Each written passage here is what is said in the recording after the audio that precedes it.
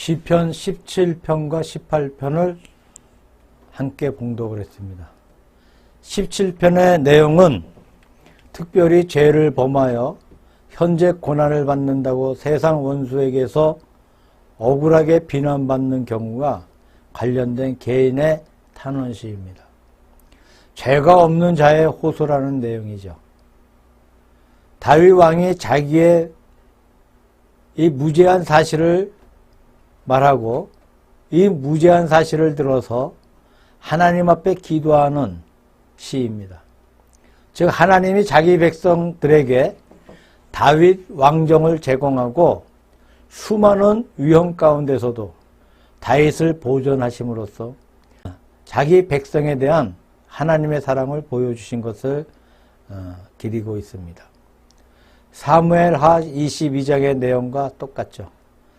사무엘하 22장에는 다윗 왕이 그의 일생 가운데 모든 어려움을 다 극복하고 모든 문제가 다 해결된 후에 그를 대적하는 대적들도 다 없어진 후에 하나님 앞에 찬송을 부르는 감사의 찬송입니다. 시편 18편에 같은 말이 반복해 나오고 있는데 구원의 노래라는 제목을 붙일 수가 있습니다. 이 두 편을 합해서 구원의 노래라는 제목으로 함께 생각해 보는 시간이 되기를 바랍니다. 시편 18편은 구원의 노래인 만큼 전체가 상당히 긴 시편에 속합니다만 구원이라는 건져내밀한 낱말이 아주 빈번하게 자주 나오고 있습니다. 다윗의 일생을 통해서 많은 어려움과 고난 가운데 하나님께서 건져내 주시고 구원시켜 주신 사실들을 그의 마음 가운데 감사하면서 부른 시편이라고 합니다. 시편 17편 1절에서 5절까지의 말씀의 내용은 죄가 없는 자가 호소하는 내용입니다. 그 다음에 18편 7절에서 19절까지는 여호와의 구원을 말하고 20절에서 30절까지에는 하나님의 공의로우신 심판을 기록하고 있습니다. 먼저 17편 1절에서 5절까지 우리가 봉독한 본문 가운데 보면 이 죄가 없는 자의 호소가 기록되어 있어요. 다시 말씀드려서 우리가 구원받는 조건이 무엇인가? 하나님 앞에 죄가 없어져야 구원받는 것입니다. 다윗은 그 내용 가운데서 무죄라는 것이 하나님 앞에서 절대적으로 무죄하다는 그런 뜻이 아니고 그가 사람 앞에서 사람을 상대해서 또 다른 나라의 왕들에 비교해 볼 때에 자기는 무죄하다고 말합니다. 우리가 하나님 앞에 절대적인 의미로 생각할 때는 하나님 앞에 죄가 없는 사람이 아무도 없습니다. 로마서 1장 18절에서 3장 20절까지 보게 되면 로마서의 구원론의 전제로서 죄에 대해서 말하고 있어요. 자, 구원을 말하고 있는 로마서에서 구원에 앞서서 죄를 말하고 있는데 거기에 보게 되면 유대인도 죄인이요 이방인도 죄인이다. 그러니까 전부가 죄인이다 라는 사실을 말하고 있습니다. 그러나 죄악의 성격은 다르죠. 유대인의 죄라는 것은 교만의 죄에 속합니다. 하나님의 선민이라고 하면서 실제로는 아무것도 잘하는 것이 없는데 영적인 교만에 빠져 있어요. 반면에 이 이방인의 죄라고 하는 것은 도덕적인 여러 가지 부정한 생활을 열거하고 있습니다. 성격이 조금 다르다 뿐이지 하나님께서 보시기에는 유대인의 죄도 죄고 이방인의 죄도 죄악에 속하죠. 그래서 전부가 다 죄인이다는 식으로 일괄적으로 말씀하고 있습니다. 우리가 세상에서 사람들을 상대하면서 보게 되면 의로운 사람이 있고 불의한 자가 있습니다. 그리고 의로운 자가 있고 악한 자가 있어. 그러니까 상대적인 의미에서는 옳은 사람이 있고 옳지 않은 사람이 있다고 볼 수가 있습니다만 하나님 앞에서 절대적인 의미에서 보게 되면 아무리 사람 앞에서 옳다 하더라도 하나님 앞에서는 옳다 할 수가 없습니다. 역시 죄악도 마찬가지예요.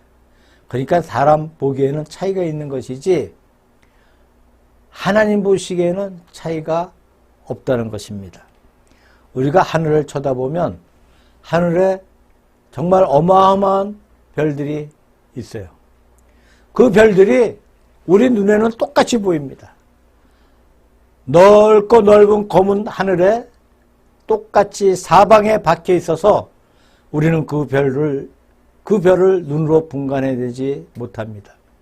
실제로 그 별들이 우리 눈에 한꺼번에 들어오지만 그 차이는 엄청난 것이죠.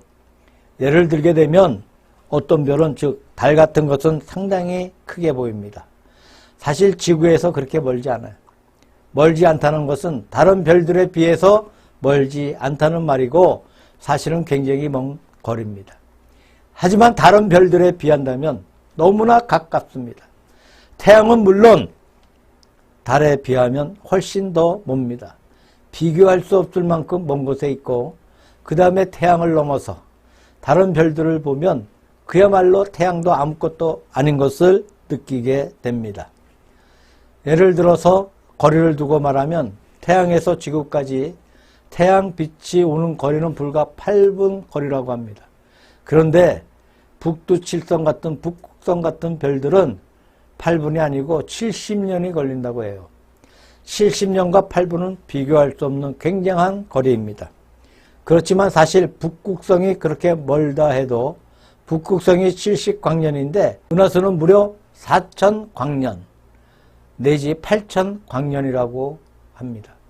자, 수백 대 1, 수천 대 1 그렇게 멀리 있어.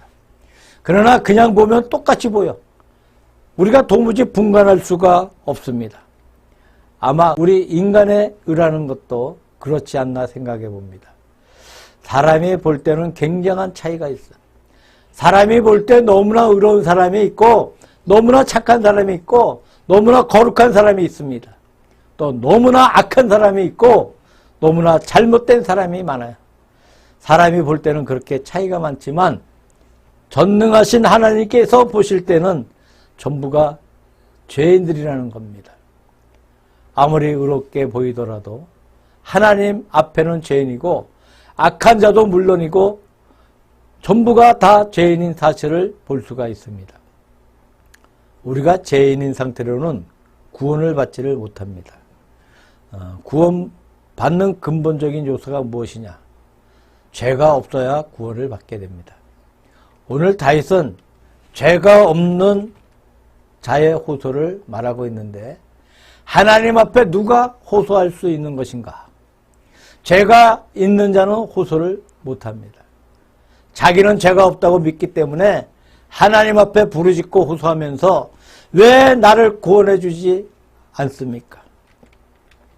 나를 구원해 주시옵소서. 이렇게 담대히 호소할 수가 있습니다. 이것은 우리들에게 무엇을 말하고 있는 것이겠습니까? 지금 말씀드린 대로 무죄하다는 것은 두 가지 무죄가 있습니다. 구약의 율법에 비추어 볼 때 율법적인 무죄가 있고 그 다음에 우리가 하나님 앞에 믿음으로 얻는 무죄가 있어요. 다윗은 구약의 율법적인 무죄를 주장하고 있습니다. 모든 율법을 다 지켰어요. 하나님의 율법의 의를 다 지키고 있습니다. 사람이 볼 때나 법적으로 볼 때 다 됐다는 이야기입니다. 그러나 이것은 구약의 이야기이고 신약에 와서 우리가 하나님 앞에 구원받는 데는 구약의 의만 가지고 구원받지를 못한다는 거죠.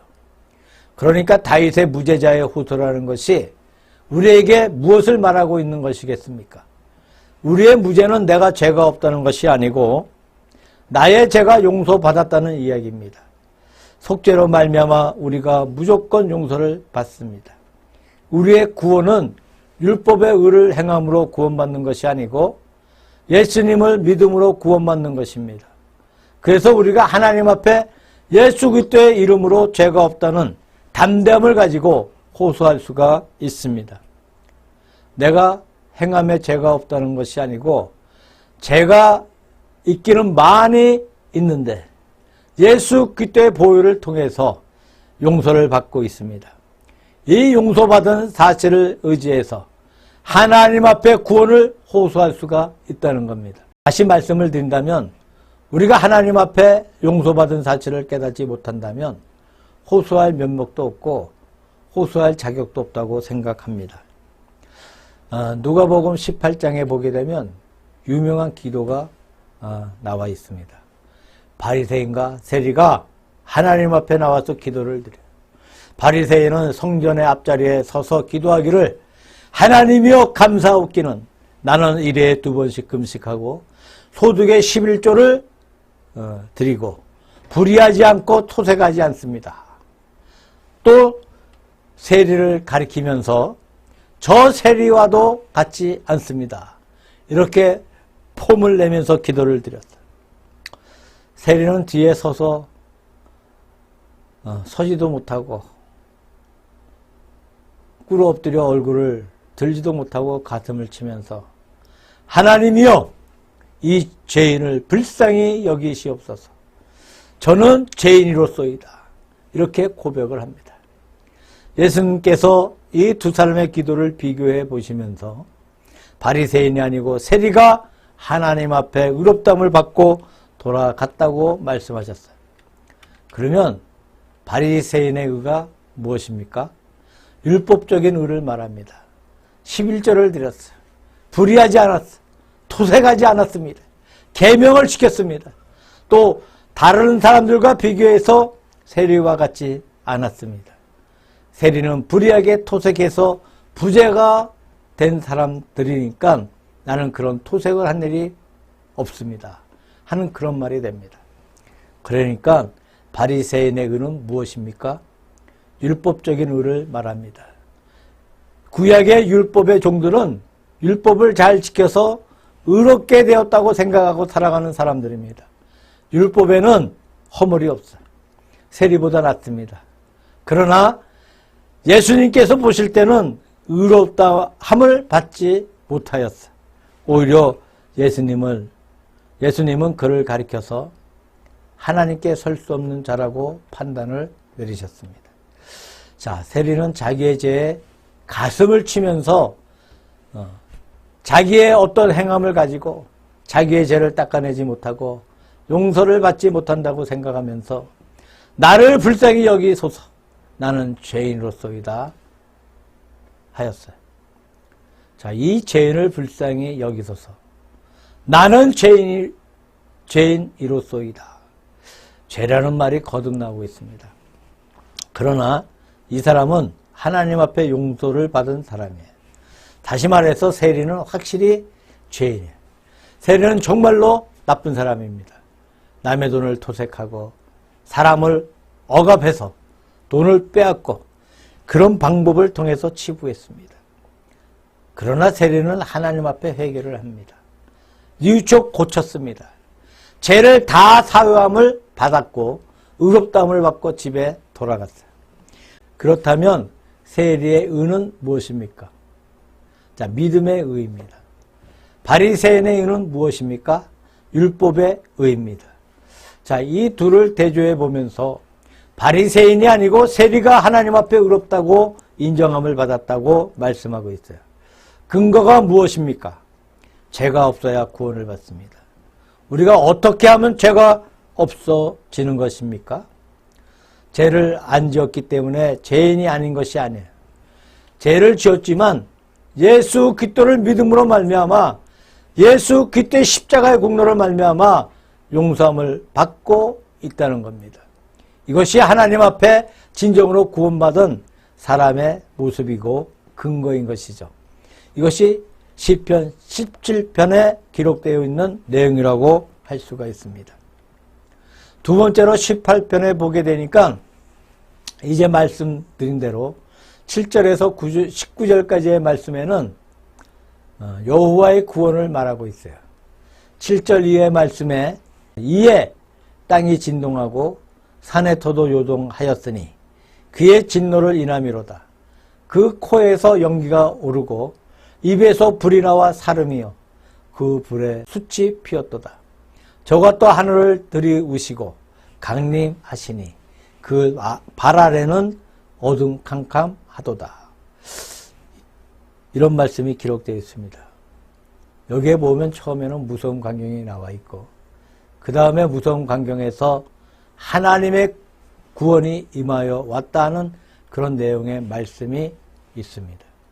이것은 다윗 자신이 큰 환난 가운데서 구원받는 사실을 그렇게 묘사하고 있는 줄로 믿습니다. 다윗은 마치 땅이 진동하는 것 같은, 산의 터가 요동하는 것과 같은, 연기가 가득 차 있는 것과 같은 역경을 겪어온 다윗이었어요. 사울의 손에서 몇 번을 죽을 뻔하였고, 죽음의 고비를 몇 번 피해 다녔고, 사방으로 산중으로 들판으로 그는 피해 다녔어요. 또 그가 일생을 통해서 전쟁을 할 때에도 얼마나 많은 위기를 당했는지 모릅니다.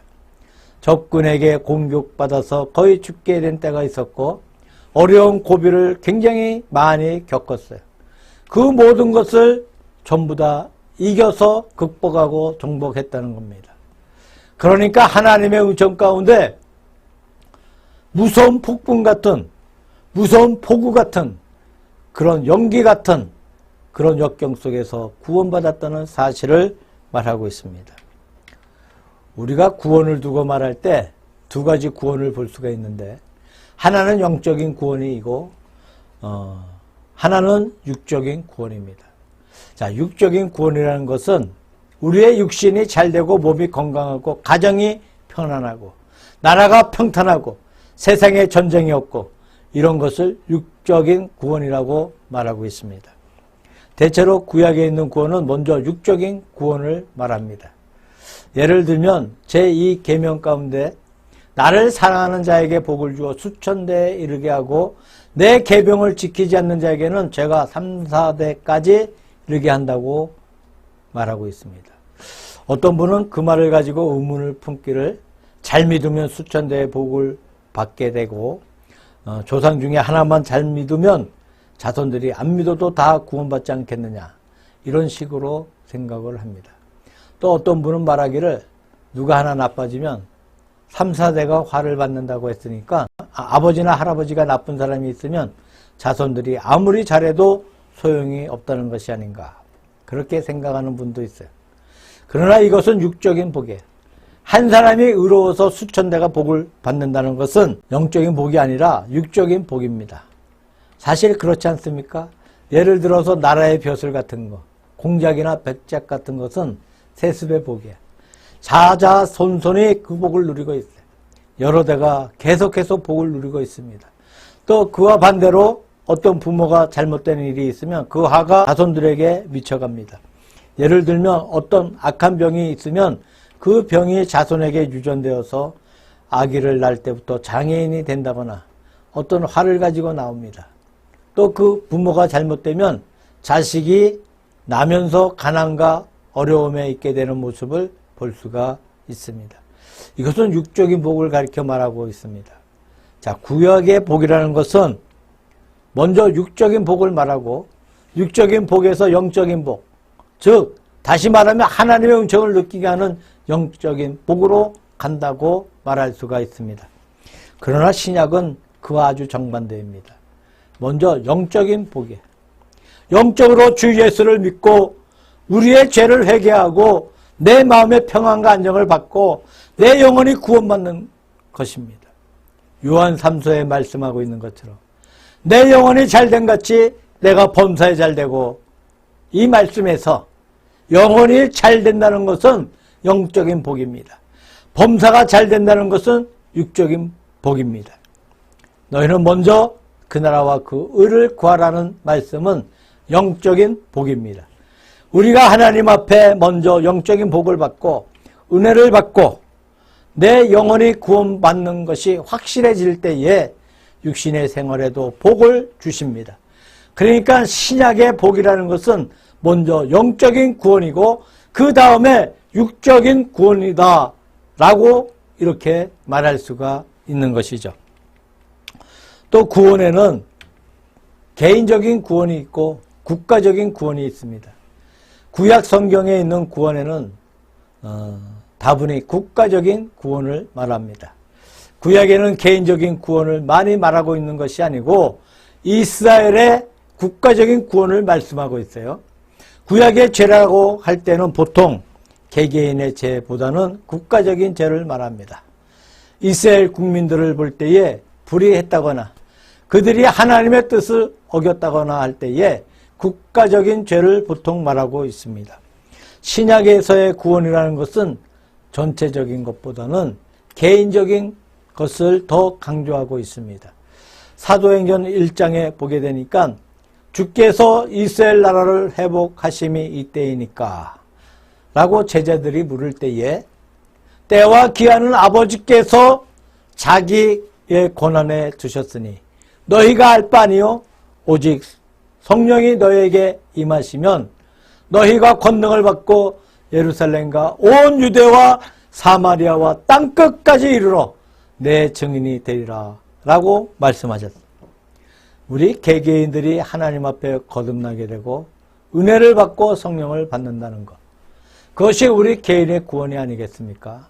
그 다음에 개인의 구원이 우리의 인근에서부터 동네에서부터 국가까지 퍼져가는 그 사실을 가리켜 말하고 있습니다.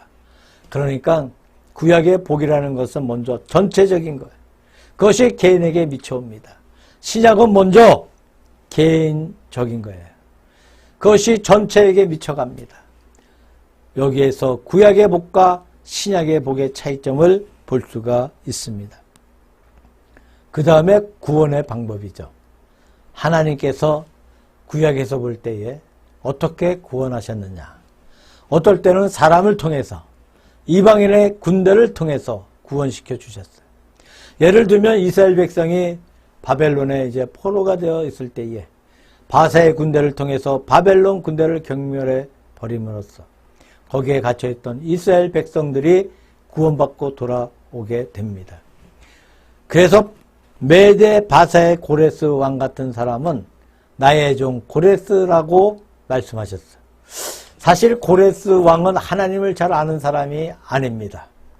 하나님의 백성도 아니고 하나님과는 아무런 연관이 없는 사람인데 내 종 고레스라고 하시며 하나님께서 고레스를 사용하셔서 갇혀있던 이스라엘 백성을 해방시켜 주었다는 이야기입니다. 이렇게 사람을 통해서 구원시켜 주신 이런 사실이 성경에 기록되어 있습니다. 또 어떨 때는 천재지변을 통해서 구원을 시켜 주셨어요. 전쟁을 할 때 하늘에서 이 천재를 내리기도 하고 땅이 변하기도 하고 이런 자연적인 큰 기적을 나타내서 구원시켜준 사실이 성경에 기록되어 있습니다. 신약의 구원은 어떤 것입니까? 예수 그리스도 속죄의 구원에 어디까지나 예수 그리스도로 말미암아 우리의 죄를 대속하시고 우리를 구원시켜 주신 거룩한 사실입니다. 십자가에 달려서 회개하는 강도에게 내가 진실로 내게 이르노니 오늘 내가 나와 같이 낙원에 있으리라고 확증해 주셨어요. 십자가에 달리면서까지 예수님은 사람을 구원시켜 주시는 메시아의 임무를 완수해 주시는 것입니다. 우리의 구주는 오직 예수 그리스도 한 분입니다. 이처럼 구약과 신약은 방법에 있어서 현저한 차이점이 있어요.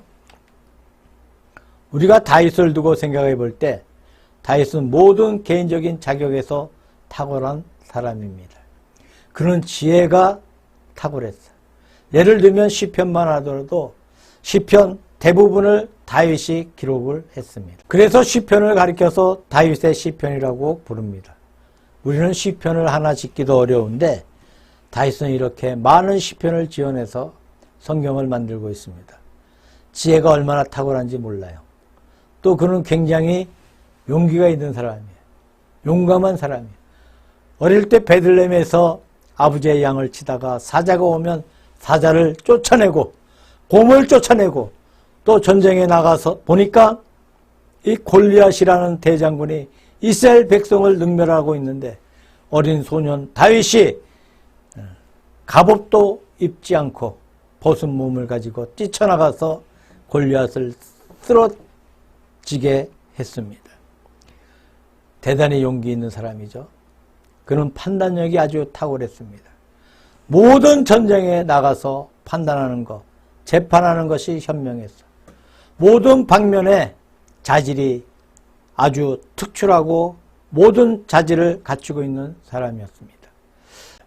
육적으로 본다거나 신앙적으로 본다거나 용감한 것을 본다거나 이성적인 판단을 두고 본다거나 모든 것을 갖추고 있는 다윗인데 그는 마지막에 말하기를 내가 잘나서 구원받은 것이 아니고 하나님께서 나를 구원시켜 주셨다는 사실을 고백합니다.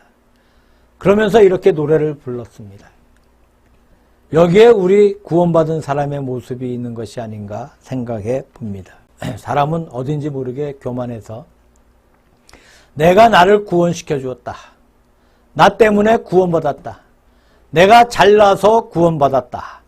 내가 착해서 구원받았다. 내가 지혜가 있어서 구원받았다. 이렇게 여길 때가 너무나 많이 있습니다. 그런데 다윗은 그런 것이 도무지 보이지가 않아. 오직 여호와가 나의 구원의 반석이시다라는 사실을 말하고 있습니다. 하나님께서 도와주시지 않았던들 내가 100번 1000번 죽을 수가 있고 망할 수밖에 없는 나인데 하나님이 구원시켜 주셨다는 이 사실을 말하고 있습니다. 이것이 우리 믿는 사람들의 구원의 신앙의 골자가 아닌가 생각해 봅니다. 세 번째로 말씀드리고 싶은 것은 18편 20절에서 30절까지 말씀 가운데 여호와 하나님의 공의로우신 심판을 가리켜 말하고 있습니다. 우리의 구원의 마지막 결론이 무엇입니까? 하나님께서 공의롭게 심판하신다는 사실입니다. 20절 이하에 보면 그런 말씀이 있어요. 여호와께서 내 의를 따라 상 주시며 내 손의 깨끗함을 쫓아 갚으셨으니 이는 내가 여호와의 도를 지키고 악하게 내 하나님을 떠나지 아니하였으며 그 모든 규례가 내 앞에 있고 내게서 그 율례를 버리지 아니하였음이로다. 내가 또한 그 앞에 완전하여 나의 죄악에서 스스로 지켰나니 그러므로 여호와께서 내 의를 따라 갚으시되 그 목전에서 내 손에 깨끗한 대로 내게 갚으셨도다 라고 말하고 있습니다. 하나님께서는 의를 의로 갚으시고 옳은 것은 옳은 것으로 갚으신다는 이야기입니다. 그 다음에 25절에 보니까 자비한 자에게는 주의 자비하심을 나타내시며 완전한 자에게는 주의 완전하심을 보이시며 깨끗한 자에게는 주의 깨끗함을 보이시며 사특한 자에게는 주의 거스리심을 보이시리니 라는 말씀이 기록되어 있어요. 이것이 하나님의 공의의 심판을 말하고 있는 것입니다. 선한 자에게는 선으로 갚아주시고 악한 자에게는 악으로 그들에게 보응하신다는 사실을 말씀하고 있습니다.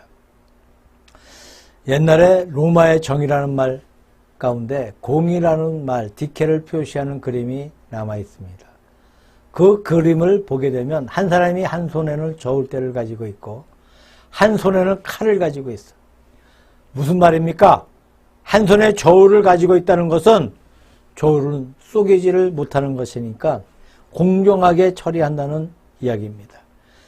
그 다음에 공정하게 처리해서 안 될 때는 칼로 친다는 말이에요. 그래서 이것이 로마식의 정의의 개념입니다.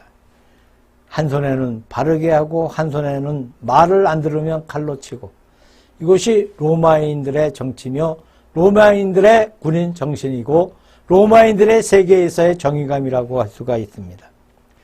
본문 가운데 보니까 하나님께서 공의를 따라서 심판하신다고 말씀하고 있습니다. 우리가 현세에서 볼 때 하나님의 사랑을 많이 강조합니다. 악한 자도 용서하고 죄인에게도 은총을 내리고 부족해도 용서를 해 주십니다. 물론 현세의 특색이라고 할 수가 있죠. 그러나 마지막에 최후의 심판 때는 그렇지가 않아요. 거기에는 호리도 남김없이 갚으신다고 말씀하고 있습니다. 10 되는 사람은 10로 갚으시고 9 되는 사람은 9으로 갚으시고 마이너스 1이 되면 마이너스 1로 갚으시는 것이 하나님의 공의의 심판이에요. 10 되는 사람이나 하나 되는 사람을 같이 취급한다는 겁니다. 공의의 심판이 될 수 없는 것이 아니겠습니까? 그래서 절대 공의로서 하나님께서 심판해 주신다는 말씀이에요. 그래서 하나님은 절대적인 의로 인간을 심판하시는 사실을 가리켜 말씀하고 있습니다. 톨스토이의 유명한 인생 비유에 이런 비유가 있습니다. 제가 여러 번 이 비유로 말씀드린 적이 있는데, 어떤 사람이 들판에서 사자를 만납니다.